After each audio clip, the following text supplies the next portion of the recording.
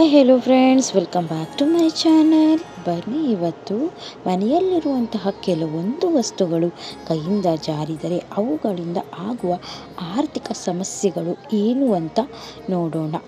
ಹಾಲು ಅಥವಾ ಮೊಸರು ಎರಡರಲ್ಲಿ ಯಾವುದಾದರೂ ಒಂದು ಕೈಯಿಂದ ಜಾರಿ ಬಿದ್ದರೆ ಮನೆಯಲ್ಲಿ ಪರಸ್ಪರ ವಿರೋಧಗಳು ಹಾಗೂ ಜಗಳಗಳು ಹೆಚ್ಚಾಗುತ್ತವೆ. ಕಾಳು ಮೆಣಸು ಅಥವಾ ಮೆಣಸು ಕೈಯಿಂದ ಜಾರಿ ಬಿದ್ದರೆ ಅನಾರೋಗ್ಯದ ಸಮಸ್ಯೆಯಿಂದ ಬಳಲುವ ಸಾಧ್ಯತೆ ಹೆಚ್ಚಾಗಿರುತ್ತದೆ.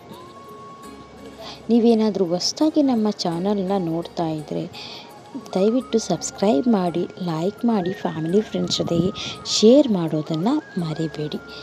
ಮೂರನೆಯದಾಗಿ ಅರಿಶಿಣ ಅಥವಾ ಕುಂಕುಮ ಅಕಸ್ಮಾತಾಗಿ ಕೈಯಿಂದ ಜಾರಿ ಬಿದ್ದರೆ ಅದು ಅಶುಭ ವಾರ್ತೆಗಳನ್ನು ಕೇಳುವ ಸಂಭವವಿರುತ್ತದೆ. ಉಪ್ಪು ಕೈಯಿಂದ ಜಾರಿ ಬಿದ್ದರೆ ಮುಂಬರುವ ದಿನಗಳಲ್ಲಿ ಹಣಕಾಸಿನ ಸಮಸ್ಯೆ ಹಾಗೂ ಆರ್ಥಿಕ ಬಿಕ್ಕಟ್ಟನ್ನು ಎದುರಿಸಬೇಕಾಗುತ್ತದೆ.